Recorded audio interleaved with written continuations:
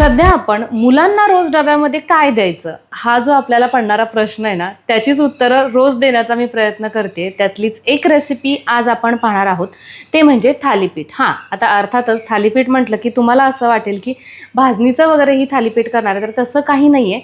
आज आपण थोड्याशा वेगळ्या पद्धतीचं थालीपीठ करतोय आणि हे थालीपीठ नक्कीच रुचकर आणि चविष्ट लागणार आहे. चला तर मग रेसिपीला सुरुवात करूयात.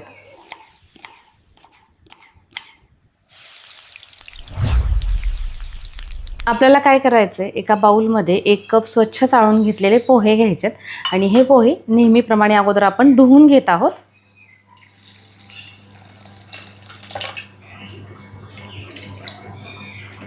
यातलं आपण पाणी निथळून घेतलंय. आता काय करायचं आहे, यामध्ये आणखीन थोडंसं पाणी ओतून घेते. म्हणजे साधारण पाव कप एवढं मी यामध्ये पाणी ओतून घेतलेलं आहे. असे हलके असे हे पोहे भिजतील एवढं. आता हे झाकून ठेवूयात 10 मिनिटासाठी. 10 ते 15 मिनिट झालेले आहेत आणि इथं तुम्ही बघताय पोहे असे चांगले भिजलेले आहेत. आता काय करते, हे पोहे एका ताटामध्ये काढून घेते आणि हे पोहे आहेत ना, आता असे चांगले आपल्याला हातानं चुरून घ्यायचे. म्हणजे पोह्याचे हे जे कण दिसत आहेत ते दिसलं नाही पाहिजे, एकदम छान एकसंध असं ह्याचं पीठ तयार झालं पाहिजे. जर आवश्यकता वाटली ना तर थोडासा पाण्याचा पण हात तुम्ही घेऊ शकता. पोह्यामध्ये थोडंसं एक्स्ट्रा पाणी ठेवलं की शक्यतो पाण्याच्या पण हाताची गरज लागत नाही. हे अशा पद्धतीनं ते मळलं जातं. तर इथं तुम्ही बघताय अशा पद्धतीनं हे पीठ मी चांगलं मळून घेतलेलं आहे. हे आपल्याला अशाच पद्धतीचं मळून घ्यायचं आहे बरं का.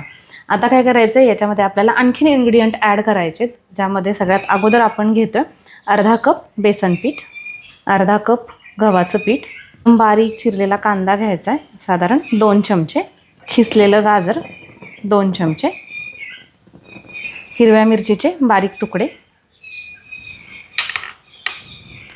हळद पाव चमचा, हिरवी मिरची पण घेतलेली आहे तरी देखील अगदी थोडीशी मी लाल चटणी टाकते आहे, पूर्णपणे ऑप्शनल आहे. त्यानंतर 1 मोठा चमचा तीळ,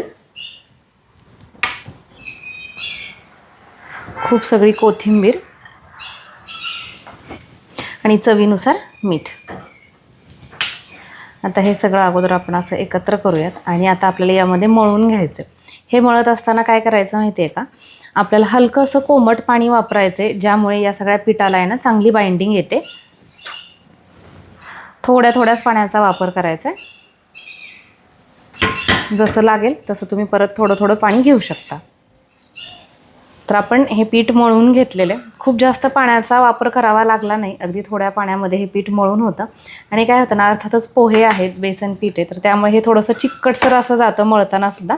आता मळून झाल्यानंतर याला थोडासा तेलाचा हात लावून घेतलेला आहे आणि हे पीठ साधारण 10 मिनिटासाठी तरी भिजणं गरजेचं आहे बरं का. कुठलेही पदार्थ ज्यावेळेस आपण करतो ना, तर ज्यावेळेस त्याला गरज असते त्यावेळेस त्याला थोडासा आराम द्यायचा असतो, म्हणजे ते आतमधून व्यवस्थित असे तयार होतात शिजण्यासाठी. तर त्याला आपण 10 मिनिट झाकून ठेवूयात.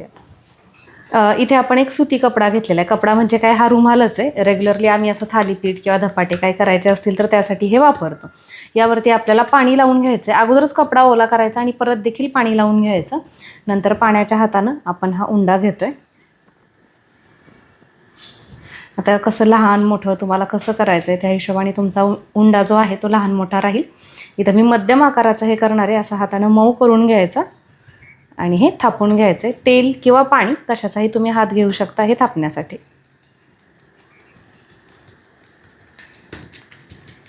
रेग्युलरपणे आपण जे भाजणीचं थालीपीठ करतो की नाही, त्याच्यापेक्षा हे नक्कीच वेगळ्या चवीचं आणि छान लागतं.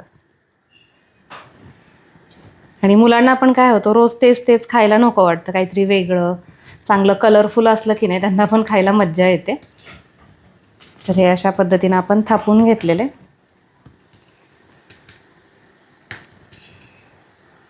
आता डब्यासाठी करतोय तर त्यामुळे खूप जास्त मोठं केलेलं नाही आहे, हे छोट्याच आकाराचं तयार केलं.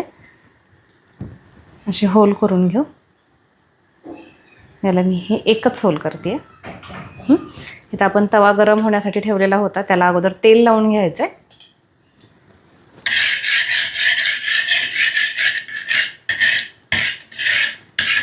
हे अलगद असं उचलायचं आणि यावरती टाकून घ्यायचं. गॅसचा फ्लेम आहे ना आता मीडियम ठेवायचा. खूप पण लगेच पटकन हाय फ्लेम केला की मग काय होतं, ते थोडंसं अर्धवट कच्चं राहतं किंवा व्यवस्थित वाफरलं जात नाही.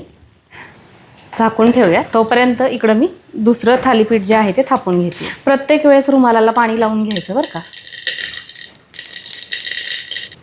चेक करूयात.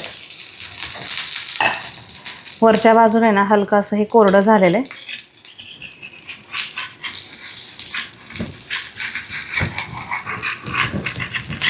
आता तुम्ही म्हणताल ताई तुम्ही या थालीपीठाला होल केलं पण यामध्ये तेल सोडलं नाही. काय आहे ना, पहिलं थालीपीठ असल्यामुळे तुम्ही बघितलं की तव्याला अगोदरच मी भरपूर तेल टाकलं होतं तव्यावरती, तर त्यामुळे मी सोडलेलं नव्हतं. आता हे पलटी करूयात आणि सेम अशाच पद्धतीनं हे दुसऱ्या बाजूला देखील भाजून घेऊयात.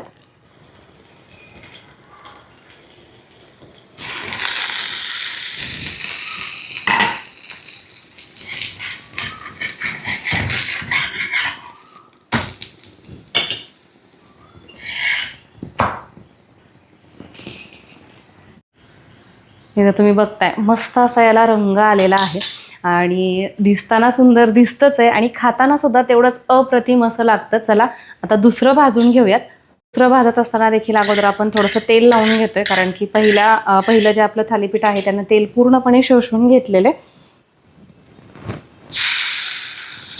टाकून घेऊयात आणि आता यावेळेस मी तेल कमी वापरल्यामुळे कडेने तेल थोडंसं सोडून घेते.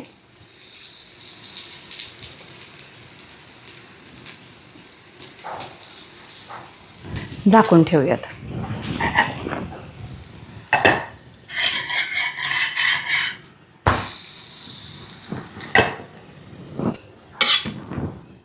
घ्या तर मग अगदी कमी वेळेत झटपट असं तयार होणारं पोह्याचं थालीपीठ तयार झालेलं आहे. आणि तुम्हाला दाखवू का, अतिशय मौसूद अशा पद्धतीचं हे होतं.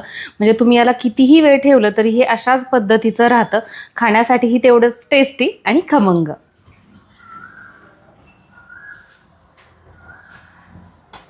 आता अर्थातच डब्यासाठी रेसिपी तयार झाली आहे म्हटल्यानंतर ही आज मी ट्राय करणार नाही आहे, तर ट्राय करेल सई, जिच्या डब्यामध्ये हा पदार्थ जाणार आहे ती.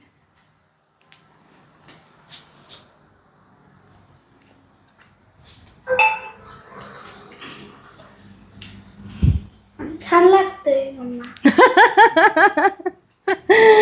चला तर मग आमच्या सईला तर हे पोह्याचं थालीपीठ आवडलं. आता तुम्ही घरी कधी ट्राय करताय आणि तुमच्या मुलाला कधी डब्यामध्ये देताय? चला, अशा छान छान रेसिपीज पाहण्यासाठी रेसिपी शो या आपल्या चॅनलला आत्ताच सबस्क्राईब करा. परत भेटूयात आणखीन काही नवीन रेसिपी सहित. तोपर्यंत बाय.